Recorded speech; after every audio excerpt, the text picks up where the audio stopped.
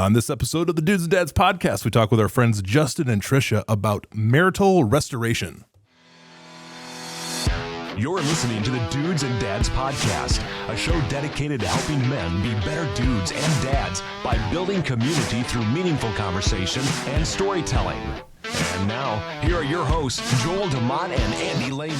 Joel, welcome back. Andrew, hello, it's good to be there. How are you? I'm doing good. Second episode of season 5. Season 5. Andy, have you had this experience? I've been thinking about season 5 a lot. And I've had this experience of like, that means 4 years ago.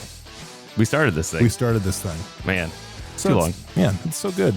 Do you have an idea what episode number we're at even right now? I mean, total, like 98, I think. Oh, we're getting close? We're getting close. We should do something for episode 100. We should. We should bring all of our guests back all at once. That'd be great. Yes, all one episode. Let's do it. Jam them into there. Hey, everybody. Hi, welcome. Thanks for joining us on the Dudes and Dads Pop Quiz. Dudes Podcast. And Dads. We're off to a great start. Dudes and Dads Podcast. Good to have every one of you with us here tonight. Tongue-tied tonight. Mm-hmm. Yep. Didn't have enough coffee before I came over. Andy, let's just start with the old kickoff of like anything new going on in your life that well, there is. Andy's getting a new bathroom in his house, And we've been without a bathroom all week. So, Tell me, Andy. We're talking about restoring marriages here on this episode tonight, and I want to know, how has your marriage done during the loss of your restroom? it's been good. I mean, we've been at my parents' house for a while, so yeah, because your parents are elsewhere. so it's just us in the house. But in the house. But you're ready to come back. I'm ready to back. Well, and so we thank you for the good people. We haven't done a plug for whoever's fixing Andy's bathroom. Thank you. Yes. Thank you for that. Is this the part where you ask me how I'm doing, Andy? How are you doing? Threw me off today. And that's what I'm here for. I'm doing so well, Andy. Thank you for asking. Let's see. Good times ahead. We I don't even know what we've done recently as a family or what's going on. Obviously, we didn't talk about it much last time, but I've started a new job. That's often going well. Good deal. So, we're having a good time. Yeah. It's that time of year though, Andy, where January's been weird. We've gotten very little snow, if any. It's 40 degrees out during the day. I love it. Oh my gosh. And we got a little sunshine today, so that was nice too. Yeah. But other than that, it's January, which means if we haven't gotten snow, that means it's going to wait. It's going to wait till here's my prediction. I want you to hear. First week or weekend in February, we get I'll give us 6 to 12 inches. That's my prediction. I hold you now. to it. Joel's official farmer almanac right there. Okay. Well, Joel, tonight we have our friends Justin and Trisha with us. Welcome to the show, guys. It's great to have you guys here. Oh, hi, guys. What's up, guys? It's good to be here. Oh, great. I'm excited to figure out how to be a dude and a dad. Yep. We'll tell you by the end. You'll know the whole thing. Yep. Yeah. It's a real. There's a seance involved. It's very mystical. I'm not really sure you're ready for that. But so Justin was my youth minister for a very short amount of time growing up. I think maybe my junior or senior. How long were you? I don't know how long I was with you. I got to Fox Valley in 1997. Okay, so a year, because I graduated in 98. So, ooh, and I left in October of 98. Okay, so a very short amount of time. Ooh, yeah. Like any good youth pastor, 18 months and I'm out. I hit the national average and then peace out. Yeah. Hey, like why? Listen. Why overstay your welcome? That's what I say. Let's just. Yeah. It's crazy though, because not just with Andy and his family, but there were several families at Fox Valley that we developed really deep relationships with, even that short amount of time. And Trisha's meeting with Emily Wood, who was in our group. Emily was in 8th grade at the time. She's meeting with her next week. And so there's just a lot of formative relationships. I think I was 25 and Trisha was 23 when we got there. So, so barely older than me. Yeah. Exactly. But so wise. Had many things to share with the young people. Right. Absolutely. Yeah. Good. So, yeah. Is there anything else special about them other than being your old youth pastor? Not that that's not a great thing on a resume. That alone I could take You're up going to hours. put that. You're going to be like, hey, Andy's Yeah. next youth minister. Yeah. Well, or it's just like the constant question that we always want to ask is like, what was Andy like as a youngster? Because one can only imagine. He's what an interesting dude. More to the youth pastor oath, so we cannot share those stories. Yep, that's fair. That's fair. But we wanted to bring you on tonight a little bit. You guys have a really cool ministry. You have a book out. You have a lot of cool stuff. So just start by telling us your story.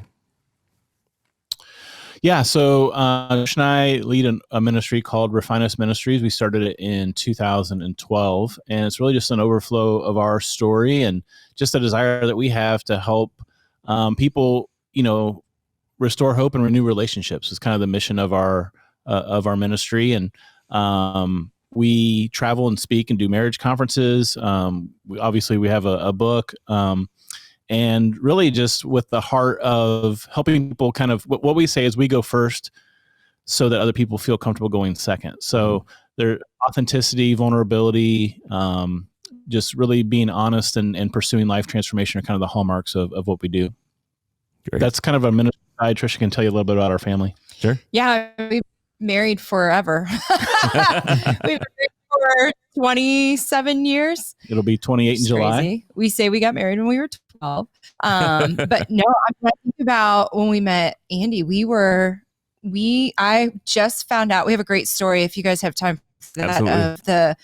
Before gender reveal parties, we had our own version at Fox Valley of a gender reveal party that did not go very well. But we got married super young, had kids super young, and dove headfirst into ministry. And we were in youth ministry for the first 7 years of our marriage. And then we planted a church, and we planted back in the day where church planting was still this little bit of a taboo word in the church world. And, but God was so good to us. We started with 12 people, and we always joke that, Jesus had 12 friends and we had 12 friends that showed up, and they had sandals on and Jesus wore sandals. So like, it's gonna work. But yeah, we had youth ministry, and then we planted a church, and it went gangbusters. And from the outside looking in, we were kind of the poster children of how to do ministry. By that time, we had 3 boys. We had been married for 10 years, and the average age of our church was around 27. And we had about 700 people coming. We had just raised $1 million to purchase land to build a building. It was like, if you were to look in at the Davises in 2003, 2005, like everything was going up to the right. And I think part of what we realized looking back on that season, we got married in 95, and now this is 2005, is Trish and I learned what it meant to be really good ministry partners and not necessarily really good marriage partners. Mm-hmm. And I think so often when you're trying to serve God, you can prioritize serving God and doing things for God rather than developing character with God. And that was kind of the hallmark of our relationship. Is we were gifted enough, we didn't always have to develop our character. Mm-hmm. And so when giftedness outweighs character, implosion is always on the horizon.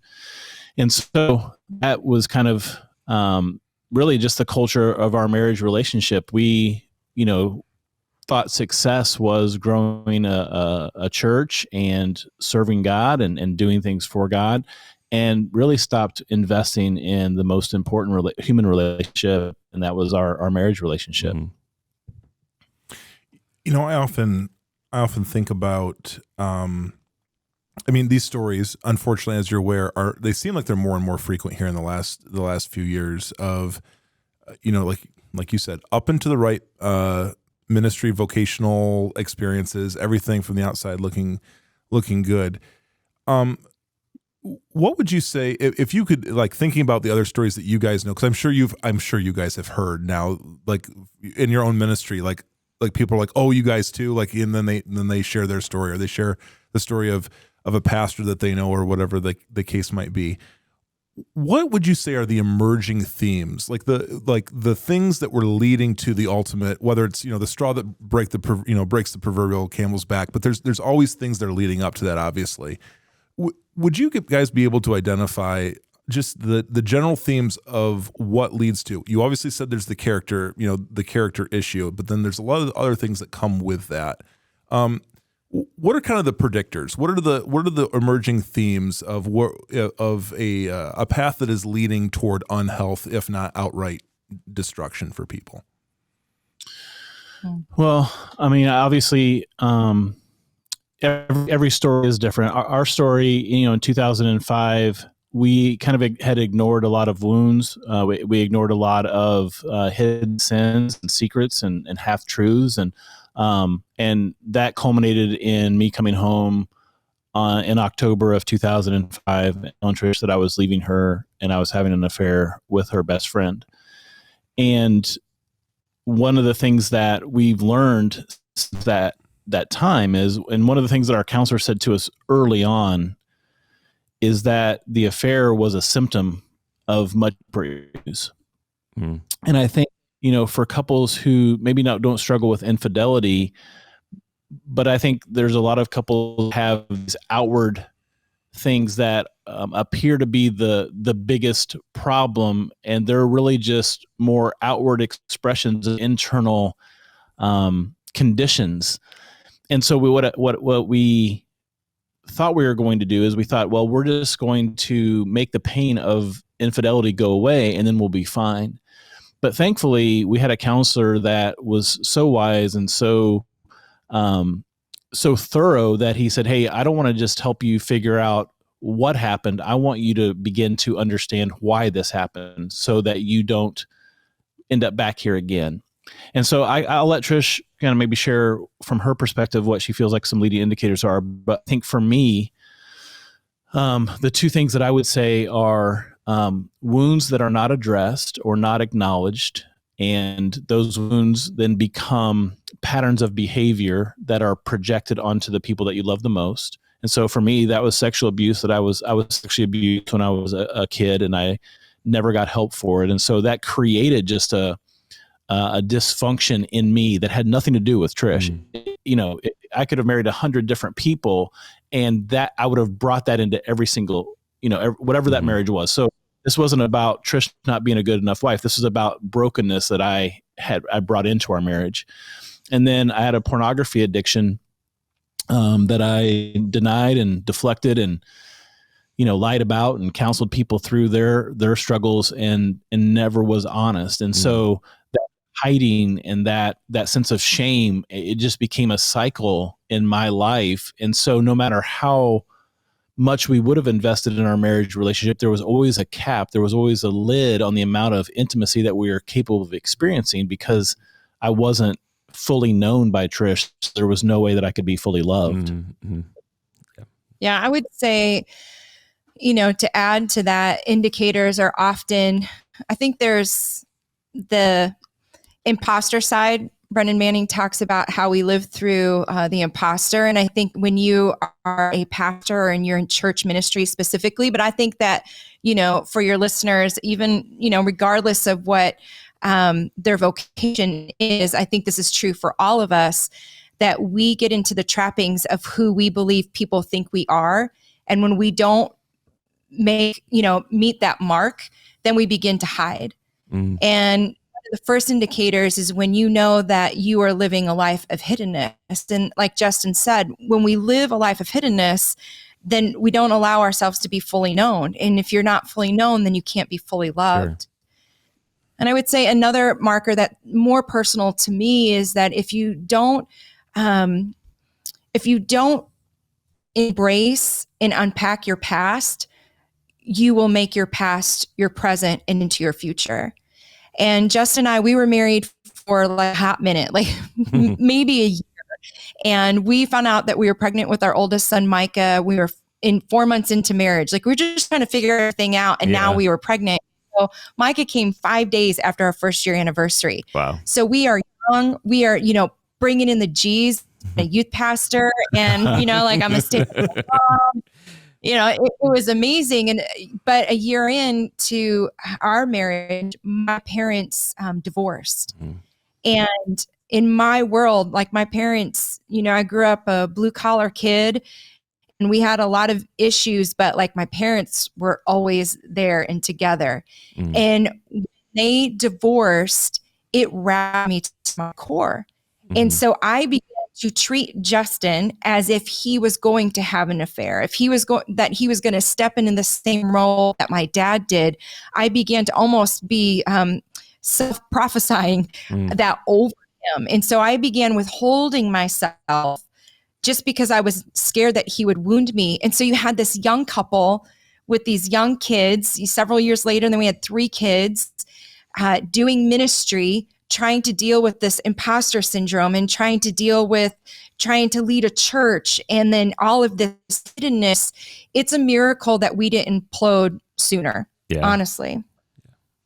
So then in your story, you came home, you said, "Hey, I'm having an affair." What was the next thing that happened there? Yeah. So, I mean, it's been 17 years, a little over 17 years since that day. But, I look back on it and I wish it was a confession of remorse, and I wish it was a confession of repentance. It was just a confession of resignation. I don't know if you have given to a relationship and you give and you give and you give, and what you expect in return is reciprocated, at least in your mind. And what happens is this entitlement begins to live in your heart, and that person can never repay you all that you think they owe.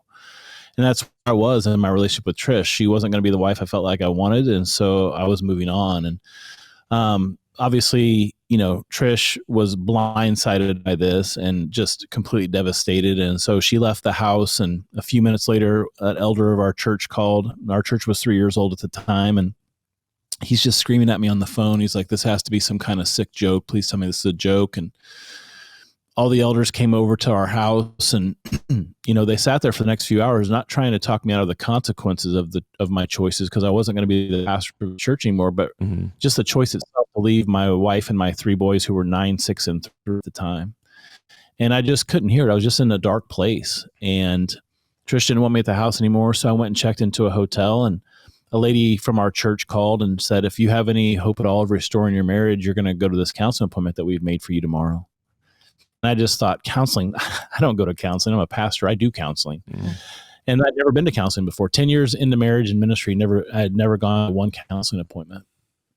But thankfully, and by the grace of God, I defiantly went into this counseling session and sat down and just kind of shared, kind of the highlight reel of the situation with this counselor. And she kind of interrupted me and she said, "Can I just ask you, what do you want to get out of this counseling session?" And I said, "If I'm just cutting through all the Christian crap, here's what I want you to help me figure out.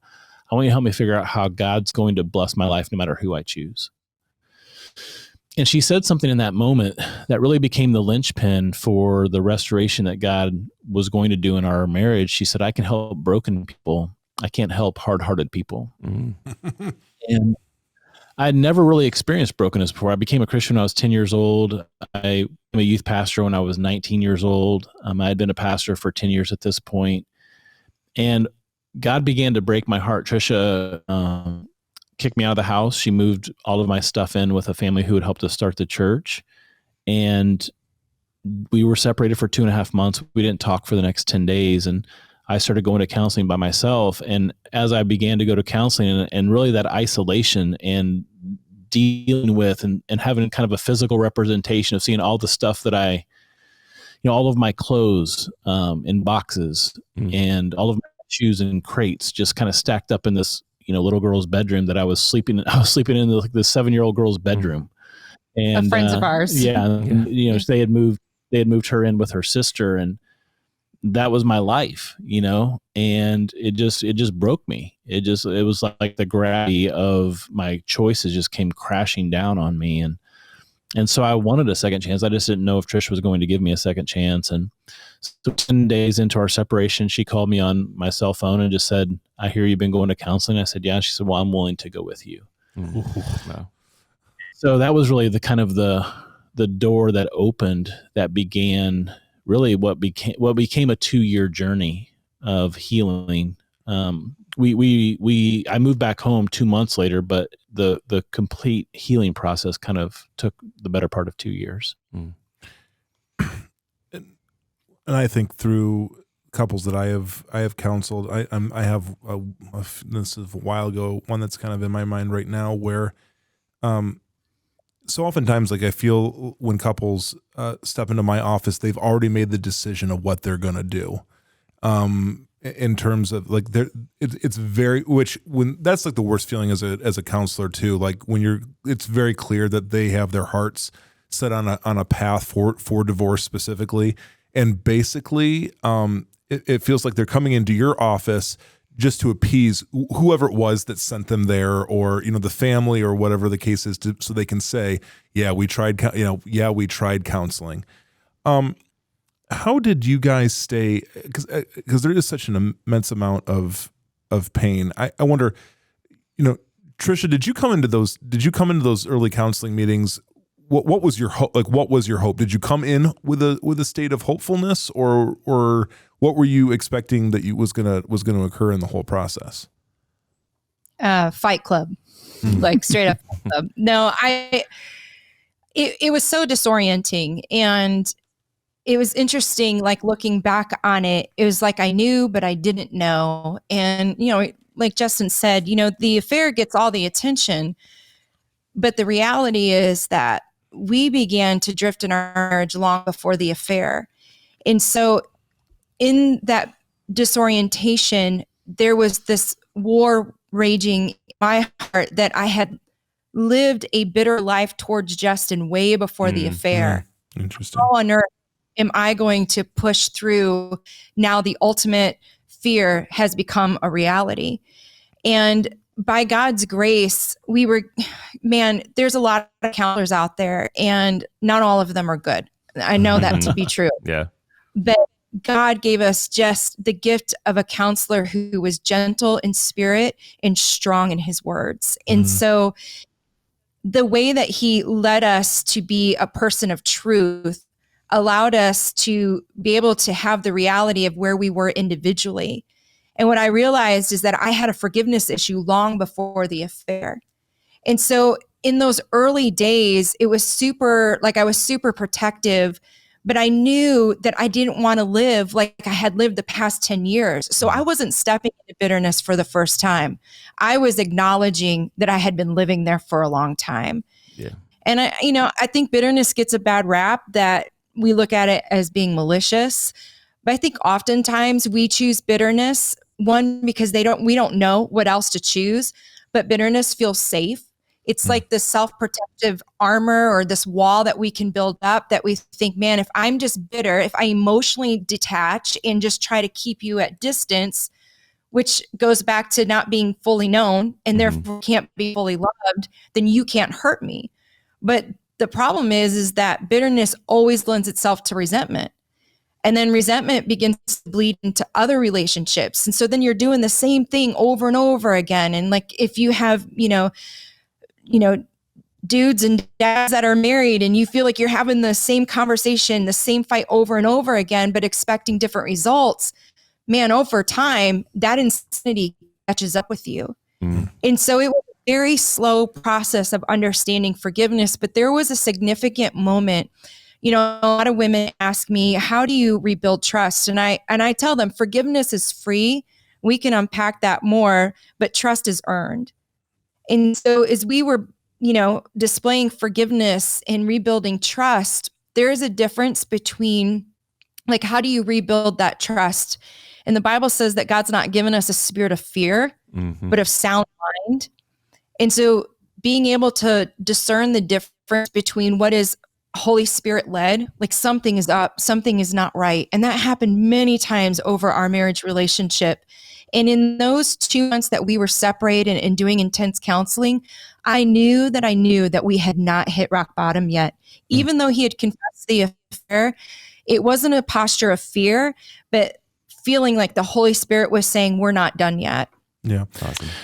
Justin, I was just going to ask, and I'm sorry, I just wanted to ask, you can say what you're going to say, and then I maybe can follow up with this, is I was just wondering, did you have a concern that you were even capable of continuing, of being faithful? Or like, was there ever in the back of your mind, that's what I wondered about so many times with husbands that have been, heck, either partner, folks that have been unfaithful, if they're trying to reconcile, but in the back of their mind is this lingering, like, will I do it again? Am I a cheater? Am I the kind of person that will continue to be unfaithful in one way or the other? So that was just my kind of follow-up question to you, but whatever else you want to share. No, that's good. I think, early on, and this is one of the gifts of Trisha called Focus on the Family within probably 12 hours of everything coming out. And their advice was to kick me out. Mm-hmm. And that was a gift because, one, it was a part of the breaking process for me, but then also it gave each of us an opportunity to go on a healing journey separately so that we weren't re-wounding each other trying to live together. Mm-hmm. And so, but early on, for the first probably 24 to 48 hours, I wasn't broken. And I was just trying to hedge my bets. I was trying to figure everything out. And, is this a life that I want outside of my marriage? And I remember going to my parents' house, and I have 3 siblings. I have a younger sister who was on her second marriage. I have 2 younger brothers. One was divorced and getting ready to get remarried. The other was married to a divorced person. And so I just felt like they're going to be my biggest cheering section because I want to be happy. Mm-hmm. And so I go to my parents' house and everybody's gathered there, and they just light into me. I mean, just go off on me. And that was kind of the first wake-up call of like, man, I have become someone that I don't want to be. And so Trish and I go through, we went to counseling 4 days a week. And the only day that we didn't go was Friday because they were closed. Mm-hmm. And so we talk all the time, if you think your marriage is in trouble, our counselor wanted to see us 4 days a week. That's how jacked up we were. Just hang in there. But those counseling sessions were intense. And obviously you cover a lot of ground in those counseling sessions. Well, 30 days in, our counselor's like, man, trust is starting to be rebuilt.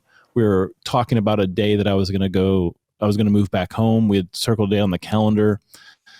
And we get into this counseling session. The counselor's like, hey, if there's anything that you've left out, now's the time to share it. And then he said something that I've carried with me the rest since that day. He said, unconfessed sin always leads to repeated behavior. And that it just rocked me. And it goes to your question of, was I scared that I was going to do it again? And it was the first time I thought, oh my gosh, this could be my life. Like I could be an unfaithful person for the rest of my life because I knew that there were things that I had not shared. Mm-hmm. And so he said, I want you to go home, come back, and tomorrow you're gonna confess anything that you've left out. And I came back and confessed, more. And Trish left the counseling session and left me there. We had come together. We didn't leave together. And it was before Uber, so I had to find a ride. And so a lady from our church called that night and said, Trisha's going to file for divorce on Monday. This was on a Thursday because you're incapable of telling the truth.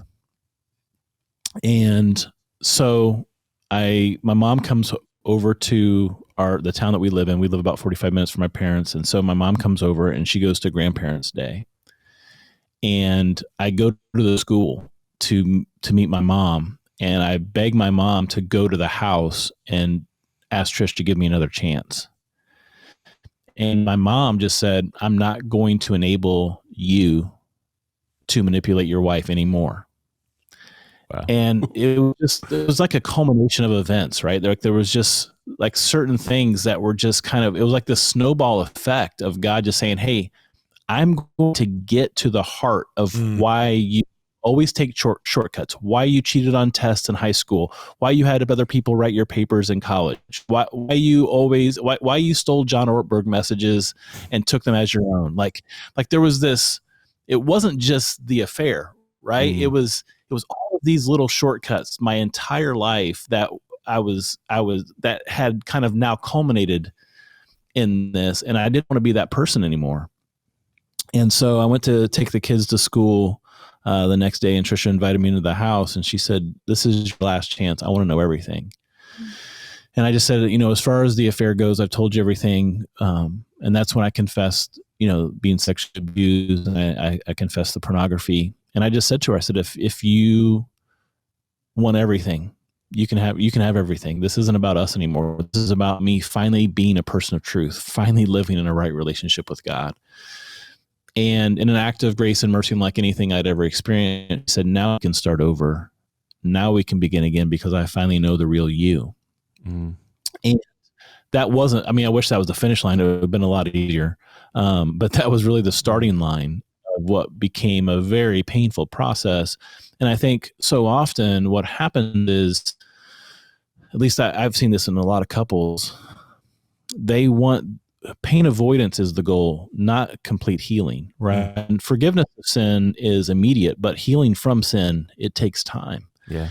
And so our focus becomes, how can I not hurt so much? Not necessarily how can I experience redemptive pain. And so rather than pursue redemptive pain and allow that pain to have a purpose, we try to make the pain go away, and we shortcut the healing process. And that's why people repeat the same things over and over again. And I've heard it. I've had people walk out of marriage conferences because their philosophy is, once a cheater, always a cheater. And, so I understand that perspective. There's maybe some listeners who have been burned by believing the spouse was going to be faithful again, and they weren't. And so I totally empathize with that. But I do think that, God says David says to God, a broken and contrite heart you won't despise. And so that's really that brokenness is really the key to breaking that cycle of compromise. Yeah. So you said that this didn't start with just the affair. It started from way back when you guys first got married and your relationship slipped without even knowing it. What are some steps that you guys take now to keep from having that happen again? Either one of you can answer. That's good. I think we're completely different people. And I think that's the exciting part is this wasn't about behavior modification. It was about heart transformation. Sure. And in our own personal journeys as a daughter and son of Christ, we are of God. We are different people because Justin chose to be a truth teller. And so for the first time, he was getting to experience what it meant to be fully known and fully loved, not only by me, but by God. Like, he wasn't hiding from God anymore. For me, I lived with just the exhaustion of bitterness. And now I was beginning to understand that, forgiveness resurrects what bitterness tries to destroy. And that, forgiveness doesn't excuse the behavior. It just prevents that behavior from destroying who God's called you to be. And so there's a reaping of a newness, like a new beginning. The old truly was gone and the new had come. And so the marriage in the first 10 years we had, it had to die because we weren't those people anymore. So we just continue to live with hope. And man, over the past year in 2021, everybody had 2020, right? Right. We just asterisk. Everybody has their stories. And when we thought our story couldn't get any crazier, it just continued to get crazy. And over the past year, Justin and I, as we began to be people of truth, a couple years into our restoration journey, that kind of became a mantra for our kids and for, our parents as we began talking about that, because they began to see us transform, living in this freedom that rather than it thumbing them down, it made them feel like, man, I want to live in freedom. And so 4 years into our restoration, Justin's mom's like, I need to be a person of truth. And she sat Justin down and she began to tell Justin that she met the father that has been in his life up to this point when she was 8 months pregnant with him. And that his dad that he has always known is not his biological dad. And so it was another turning point. And this time, Justin was experiencing the devastation of somebody else's choices. Yeah. It began to change. Like, it was an opportunity that he was either going to choose bitterness or he was going to choose transformation in the process of forgiveness. And so that's the beauty of it. It's when the Bible talks about how God makes beauty from ashes. When you think about that, like, to pick up ashes in our human hands, we cannot do anything with it. But through God's grace and mercy, this transformation that happens, it's so beautiful. People say all the time, I think to your question, like, will Justin do it again? I mean, that's a risk for all of us, right? Because we're broken, messed up people. But I think when you experience, it's that passage that taste and see how the Lord is good. Mm-hmm. It's like when you experience living not by the rules of God, but in a right relationship with God, it's so attractive that you don't want to live outside of it. And not because you don't want to disappoint anybody, because the power of being fully known and fully loved so radically when you are just such a messed up person, it changed us. That when Justin was hit with that news of, like, your dad isn't your dad, it prepared him to be able to move through that drew him closer to God rather than making him run in the opposite direction. Mm-hmm. Yeah. I think of in some of the wedding ceremonies that I've done, I've used, at the beginning of the wedding ceremony within the Book of Common Prayer, there's this prayer that says, and it's in the context of two people coming together and being married. And it says, the prayer is, thank you, Lord, that you've made the way of the cross the way of life for us. And which I always thought was, like, initially very odd to be talking about, like, the way of the cross when talking about marriage, right? Like, that you're entering into suffering, but suffering with a redemptive purpose. And that's kind of what I've heard. Like, you guys saw purpose in the suffering, which I think is the key. Tell me what you think. I think this is the key. When you're suffering and it's hard and it's painful and it just feels like, my gosh, could it get any worse? Could I feel any more gutted by the things that are going on? But that you are able to have this idea that redemption is possible and that there is something on the other side of this better than where you started. You are willing to go through, like, you'll go through that. You'll do it. It's when people have a sense of hopelessness, which you guys also, I'm sure, like, clearly felt. Like that's the miracle. Like, in the midst of hopelessness, like, just this, like, slight glimmer that something could be better. Just something could be better. Which I would just say to anybody who's going through any relationship thing, any small thing that you can hold on to, any piece of hope that you can hold on to get you to the next counseling appointment, to get you to the next conversation of truth, like don't, man, take it, really take it. And that goes beyond infidelity. That goes to any hard thing that comes into our life as a believer. Hold on to any piece that you can to get you to the next thing, Because eventually, like, it sounds to me like, guys, it was a walk of several small steps in succession toward a direction that probably was more zigzaggy at times and clearly not a straight and up and to the right. What was the point? Because you guys had kind of mentioned it, like, you started to feel, though, like, in the process, you started to feel like a momentum towards something better. Is that fair to say?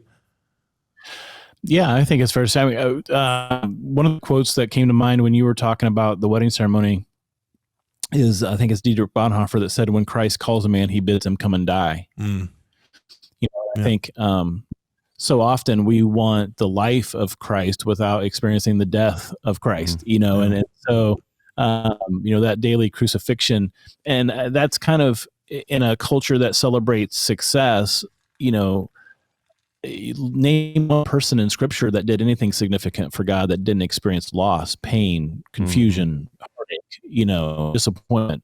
Name one person in Scripture other than Jesus that wasn't just completely broken and totally jacked. And I mean, just read the Old Testament. It's like, man. And, these people were messed up, but yet God still used them in incredible ways. And that's the power of redemption and the hope of restoration. it was, I'll never forget a conversation I had. So, as a church planter, when we started the church, we were supported by a small denomination out of Fort Wayne, Indiana, called the Missionary Church. And part of the requirement that the Missionary Church had is I had to have a church planting coach, and I had to have an accountability partner. And so I had this church planting coach that I became really close. We were really close, and he was a huge help. And he's wired completely different than I am. And I met with him every Wednesday, and his job was not just to coach me, but also to check in on me. How are you doing? How's your heart? How's your marriage? And fine. Well, when everything hit the fan, obviously he felt responsible. But when Trisha and I, when we were separated, I went over to his house and I told him, I said, hey, I just told Trisha about that. I said, I need to tell Trisha something. And he's like, what are you going to tell her? And I said, I need to tell her about the pornography, and I need to tell her about the sexual abuse. And I told him what the counselor said, that I had to, I got to go back and have this conversation. And he's like, man, I am so excited. And I said, excited. I said, are you crazy? And he's like, this is going to be the first time that you've actually you're going to experience the fullness of God's grace. Ooh, wow. Yeah. Because you've never had a chance really to experience the fullness of God's grace because you've never really been fully honest. And I just thought he was crazy. I just thought that's the craziest thing I've ever heard. And he was right. Like it was obviously so painful and so devastating. I had never experienced grace in that way. And I think that gave me hope that being a person of truth, being fully known, is the only way that I wanted to do our marriage. And it's come with, it obviously came with great cost, but the marriage that we have now would not have been possible had either of us not chosen to be fully known and fully loved. And so I think the momentum that we found was through just gut-wrenching, hard conversations that became redemptive conversations. And then there became almost like a craving for knowing each other deeper and having conversations about things that weren't just the business of marriage, but just the heart of our marriage. And I wanted to know her heart. I wanted to know her insecurities, and I wanted to share those my insecurities with her. And because I knew that she's loved me in my ugliest form, that's the momentum that I think can sustain a marriage for the long term. And so I don't think it was necessarily, planned out, or it was more like, man, we just fell on our face and we're completely devastated, but we're in this together, and that's going to give us the momentum. And I think that was the turn. Trisha could have said, hey, why don't you go get fixed? You go heal from your porn addiction. When you're better, then come back and we'll work on us. Mm-hmm. But she chose to go through the process with me, and that made all the difference. Mm-hmm. Yeah, I think marriage is a team sport, and to be able to go in, so many times I think people are like, well, 50% me, 50% you, that'll give 100% effort. And it's really a wholehearted, thing from both people. And that's the trick of it. And it just seems that if you can get to that place, if you both know that you're both fully present in the effort, that's a huge deal. I mean, most functional marriages are not 100% in. I mean, that's the truth of it. Like, there's people that are married for a very, very long time and often don't realize that they've been, I think, Trisha, you got at this somewhat, like they've been withholding something of themselves for a long period of time. That begins to feel normal, but then you can't figure out why their marriage isn't what they want it to be. Because they're like, we're living a normal life here. We're, right. Jackie. Go ahead. I was just not to do a plug for product placement or anything like that, but that's why our book's called Beyond Ordinary, and the subtitle, When a Good Marriage Just Isn't Good Enough. Mm-hmm. Because we didn't get married just to have an average marriage. We got married thinking our marriage is going to be different. Our marriage is going to be amazing. We're so in love. And then over the course of time, you fall into patterns that make your marriage mediocre and ordinary. Yeah. And I wouldn't say that Trish and I had a horrible marriage. The first 10 years of our marriage, it was just mediocre. It was good enough to pass the eye test, but not good enough to actually go deeper. And so we just stayed at a very surface level, even though we shared 3 kids and we both loved God, and we both, we had dreams and aspirations for our marriage, but never the depth of intimacy to see those dreams or aspirations come to fruition. Yeah. Well, and if like for any of us spiritually, if our relationship isn't deepening with God, then to even imagine a deepening relationship with a spouse or with friends or whoever, I mean, that seems like to the moon, to the moon and back. It's like good old, since we're quoting all kinds of wise people on this show tonight, Lewis says, like the problem with Christians that we settle for far too little. Like, it's this whole, we could be on holiday, holiday at sea, instead we're making mud pies and thinking that's like a good time, and boy, ain't that the truth. Yeah. And, it's definitely not, it's not selfish for us to desire more from a relationship that God has gifted us with for very intentional purposes. I've said it many times to couples, like, God wants to use your relationship to bear witness to who he is in the world. Like, think about that. Like that you have this missionary partnership of demonstrating what it means. I mean, obviously, there's all kinds of parallels, like when it talks about marriage and like the very nature of what the gospel is, like that seems pretty strong language, about that relationship. And so, I love your guys' story. I really do. And I'm so grateful for what you're doing, especially knowing that there are so many. We could start just by in the church alone. And you guys have seen this plenty of times. There are just so many marriages that are just sort of functionally going along, and people have convinced themselves at one way or another. Lord knows Andy and I at various points in our marriages too, where you kind of like wake up one day, you're like, this is like, it's not bad, but it's not awesome right now. And like, why is it not awesome right now? And it's like, well, because we just sort of phoned it in, or we just thought that by, I don't know, that I know in my own relationship so many times it's just kind of like, well, it's this autopilot thing that we think God will just sustain if we just kind of keep it there, right? And that, I don't know, that might be the very kind of dangerous mindset and dangerous activity that leads to unhealthy, to unhealthy places. I do wonder if you guys have had, tell us about, and I would just be curious, like in your ministry experience, as you've had undoubtedly all these kind of conversations, are there a lot of marriages that go on for a long period of time with no issue whatsoever, and then like it's like later in marriage? I feel like sometimes, I'll just be honest, like I'm surprised sometimes. It's like, oh, if the marriage got rocky early and like there was some infidelity or whatever the case might be early, it's like, oh, okay, that, I guess that kind of made more sense to me. But it's like the couple that's been married 15, 20 years kind of going along, and then something happens.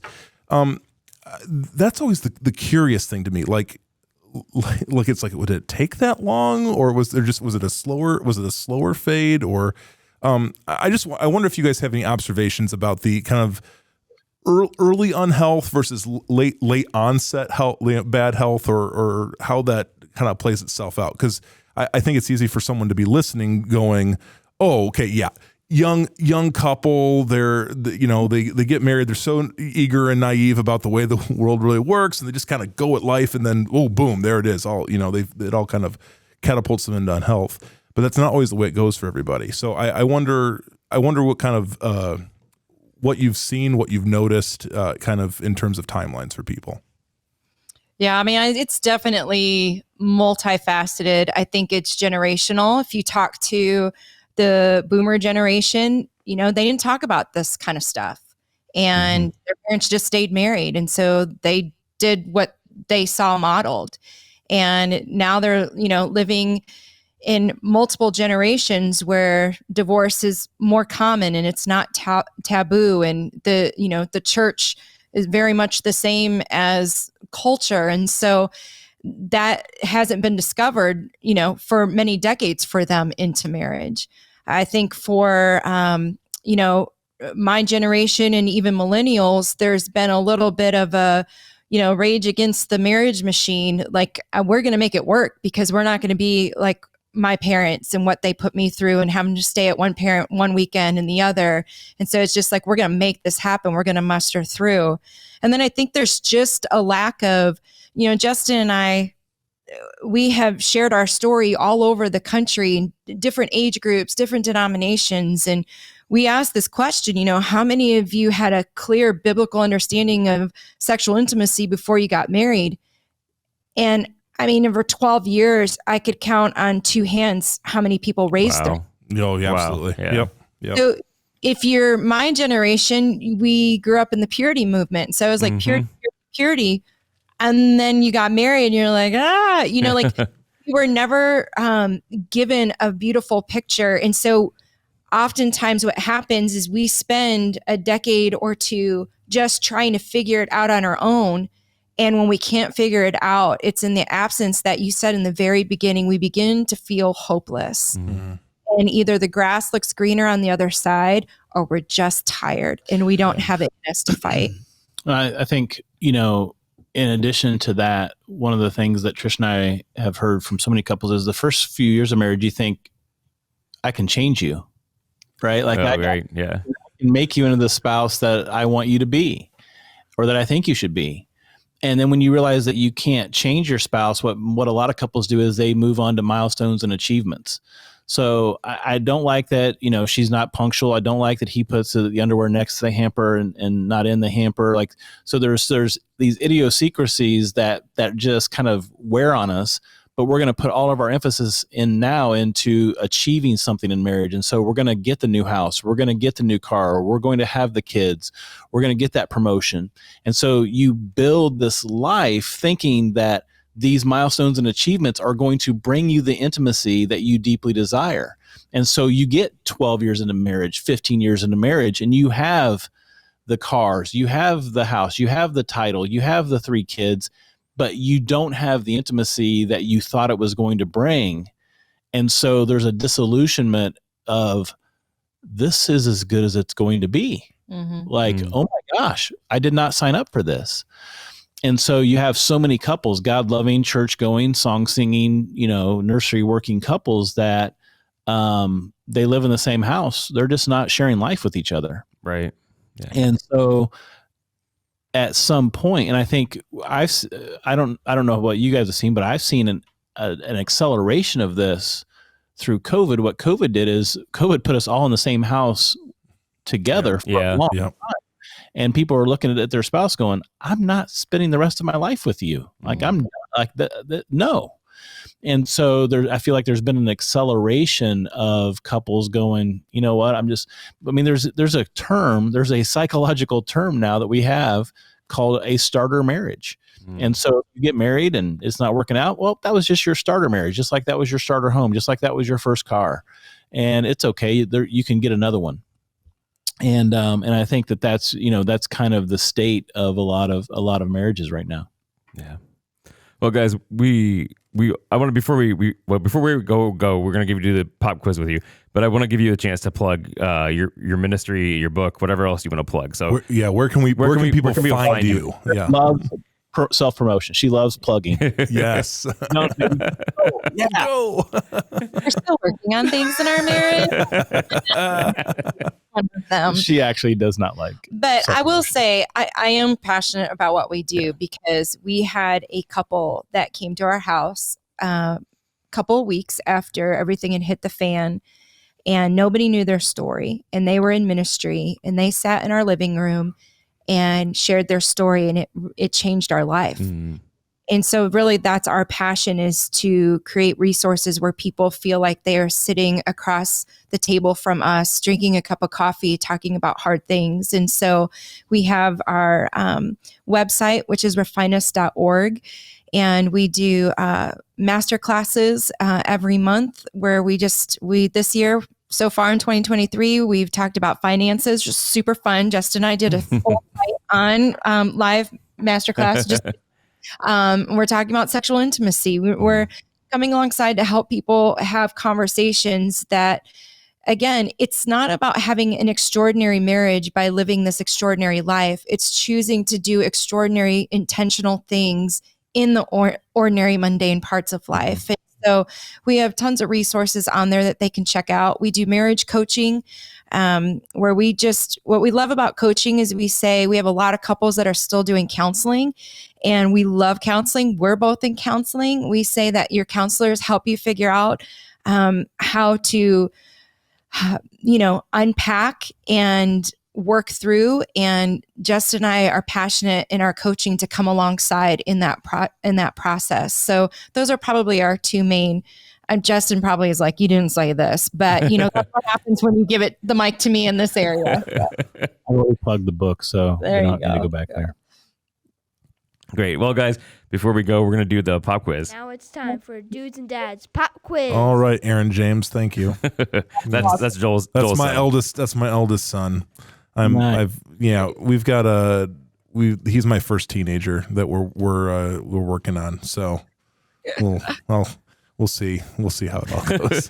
So if you guys have never joined us, we do a pop quiz, and we just ask Justin and Trisha like random things that they can't prepare for. Yeah. And so, Joel, why don't you start off? Excellent. So, how do you want to do this? Do you want to have them both answer the same question? Both answers. So Okay. you ask 3 questions, I'll ask 3 questions, they can both answer. All right, we'll do sounds that, good. okay?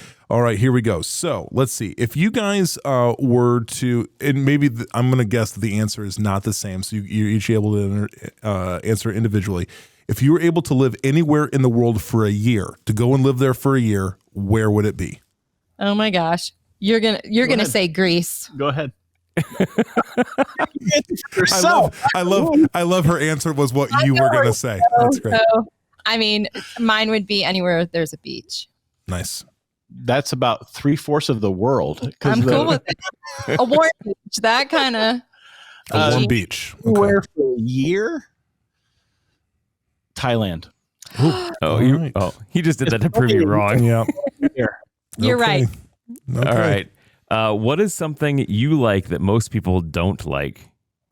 Ooh. Hot sauce on everything. Pizza, salad, eggs. Whoa. I like that most people don't like. People like hot sauce, just not how I use it. I don't know that I don't even know that I don't know what I would like that other people don't. I'm kind of like I'm gonna say, well, I don't know. Question? The Colts. Okay. Yeah. My second son likes the Colts. Oh, wow. Oh, That's amazing. Guys, are there any animals that you are specifically terrified of? Ooh. mice. Oh my gosh. Mice. Okay. We live on some acreage, and Justin may have set. She told me, she's like, you got to get rid of these mice. So I went and got mouse traps. I thought they were like gray and ugly, and we got one, and it was the cutest little mouse I've ever seen in my life. And I'm like, you gotta deal with it. I can't do it. Yeah. But mice is a rodent. Is that an animal? It is a rodent. I count that as an animal. Okay. Yeah, that's right. Sure. Okay. All right. If there was a sandwich named after you, what would be on it? Oh, there we go. I got another food question too after this. This is good. We're really diving into the food stuff. After you, what would be on it? I'm going to say a lot of bologna for me. The triple decker bologna sandwich. The dad joke. So much bologna. Mine would be like, Chorizo. yeah, anything. The pepper upon pepper sandwich. You're So, all about the spicy. That's I do. I Too love spicy. I love spice. If you're not sweating, it's not worth it. Why are you wasting your time? That's interesting. Okay, let's see here. My question is, okay, what's the weirdest thing that each of you have ever eaten? Like just have tried or whatever. Like, is there anything that's how G-rated is it? yeah. No. This is you go all in. Go all in. I tried an ox ball when I was in Nairobi. Nice. Yeah, that's a delicacy. I don't see why people are so uptight Well, about I it. didn't know it at the time. I was just eating. I'm like, what is this? Like, Oh, you ate it unknowingly. Like, what? That's amazing. That's even better. That's amazing. Yeah. Elijah, my son, loved that. He was First thing he said when they got off the plane from Africa, Dad and I ate ox balls. So Yeah, that's a we total. tried to have some life change. We tried to invest, the gospel into people's hearts, but that was the one thing he took away. yeah. Well, that's a boy for you. There you go. Trisha, what about you? Weirdest thing? Bone marrow. Ooh. I know. It was at the swanky restaurant. I didn't really know what I was doing, and it was delicious. It is. It is absolutely delicious. Disgusted by it, and I was like, "This is amazing." Now, do they serve it to you as like the bone like cut in half and then right? Okay, gotcha. And Jeff was like, "Don't do it." They broiled it. Yeah, But wait, he's telling you don't do that when he just had ox. Yeah, he's zero room. Yeah, zero room to talk. Okay, last question. What are you most excited about right now? Oh wow. Well, I am most excited right now. I turned in my second book about a month ago, and so it's in the editing process. So I'm excited just to kind of see that through to completion and see how it's supposed to be released in October. And so I'm excited. I'm excited about that. I'm excited. I went back to college. Ooh. So my traditional year to graduate was in 1997. And Slight delay. So I went back and I went in as like a second semester junior. So I will graduate with my bachelor's in human services with a certification in life coaching in November of 2024. Excellent. Awesome. Excellent. Good for you, Trisha. That's awesome. Hey, the goal is so 450 awesome. and the clock is ticking. I mean, I know you can't tell, but it's happening. Guys, we want to thank you for being on the show tonight. We really appreciate you guys and your story. Guys. Yeah. Well, this episode will release next Tuesday, not this coming Tuesday, but the following Tuesday. And we'll make it. We'll put all of your details on there. We will make you embarrassingly easy to find on the interwebs. As our friend NEF Downs. Yes, as she says, embarrassingly easy to find. Always so grateful for folks like you coming on, and for all of you listeners, as always, you can hit us up with a delightful email with your thoughts, your reflections at dudesandadspodcast@gmail.com. Or you can head over to dudesandadspodcast.com for all the show notes and all that goody stuff. Andy, is there anything else they can do? They could go to our Instagram page. They could go. Guys, share. And YouTube. All the things. Subscribe on YouTube. Please do the subscription thing. It helps us out, helps people find it. So, guys, we're grateful for your listening, and we're grateful for your responses. And until next time, we wish you grace and peace.